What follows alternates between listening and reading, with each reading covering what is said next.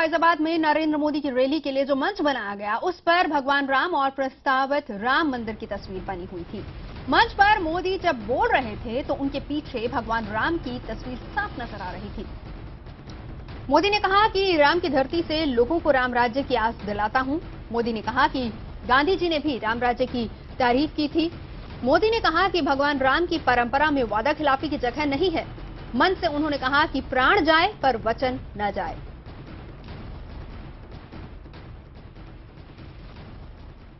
जब लोग महात्मा गांधी को पूछा करते थे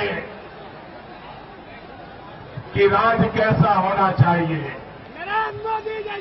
लोगों का कल्याण कैसा होना चाहिए, सरकार ने लोगों के लिए काम कैसा करना चाहिए, तो महात्मा गांधी एक शब्द में समझा देते थे कि अगर कल्याण राज की कल्पना करनी है तो राम राज्य होना चाहिए।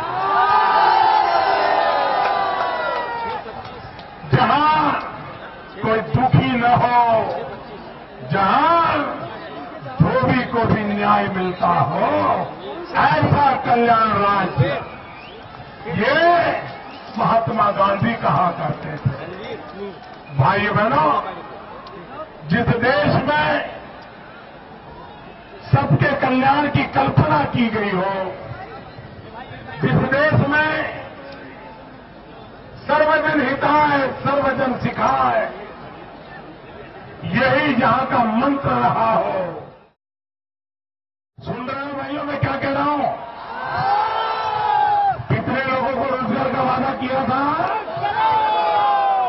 10 करोड़। कितने? मैं जरा भगवान राम जी जहां सच के सिवाय कुछ बोला नहीं जाता है, प्राण जाए और वचन न जाए, ये धोखेबाजों ने क्या किया? ये धोखेबाजों ने क्या किया? वचन दिया था 10 करोड़ को रोजगार देंगे। यहां कोई है जिसको मां बेटे की सरकार ने रोजगार दिया हो? मोदी के फैजाबाद में मंच पर प्रस्तावित राम मंदिर की तस्वीर और भगवान राम की तस्वीर लगाने पर उत्तर प्रदेश का चुनाव आयोग सख्त हो गया है। आयोग ने फैजाबाद रैली का वीडियो फुटेज मंगवाया है। चुनाव आयोग के मुताबिक ये आचार संहिता का उल्लंघन का मामला बन सकता है। सूत्रों के मुताबिक ये चुनाव में धार्मिक प्रतीकों के इस्तेमाल का मामला बन सकता है। यूपी के मुख्य चुनाव आयुक्त ने फैजाबाद के डीएम से मोदी के भाषण और मंच के बैकग्राउंड को लेकर रिपोर्ट मांगी है। वहीं कांग्रेस इस मामले को लेकर हमलावर हो गई है। कांग्रेस का कहना है कि ये बीजेपी का पुराना एजेंडा है, वो हमेशा सांप्रदायिकता का कार्ड खेलती है। 1984 से इनका ये एजेंडा रहा है। जब जब इनको लगता है कि इनको चुनाव में फायदा लेना है तो वही एजेंडा इनका रहता है। अब कोई बात डेवलपमेंट की नहीं करता, क्योंकि डेवलपमेंट के आंकड़े जनता के सामने हैं और जो झूठे आंकड़े इन्होंने बताए थे वो भी जनता के सामने हैं। अब वापस वही बात पे आ गए हैं, सांप्रदायिक भाषण दो, राम मंदिर दिखाओ, अब शब्दों का इस्तेमाल करो, बांग्लादेशीज का इस्तेमाल करो, हिंदुस्तान से निकालने का इस्तेमाल करो, ताकि जो उत्तर प्रदेश में है वहां समाज में तनाव आए और इनको राजनीतिक फायदा हो।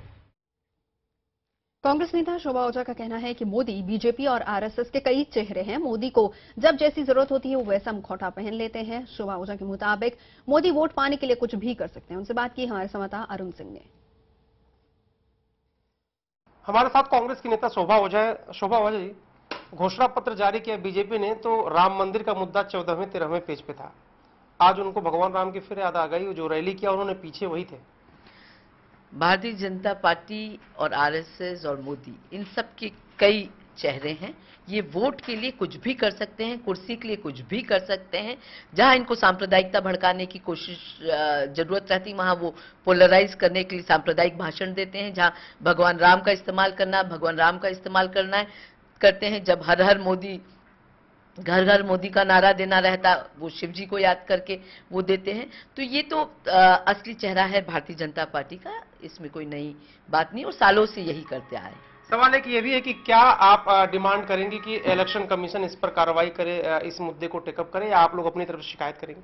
देखिए, इलेक्शन कमीशन को संज्ञान लेना चाहिए, क्योंकि ये इलेक्शन कमीशन का मॉरल कोड ऑफ कंडक्ट का वायलेशन है, तो इस पे संज्ञान लेना चाहिए और एक्शन लेना चाहिए।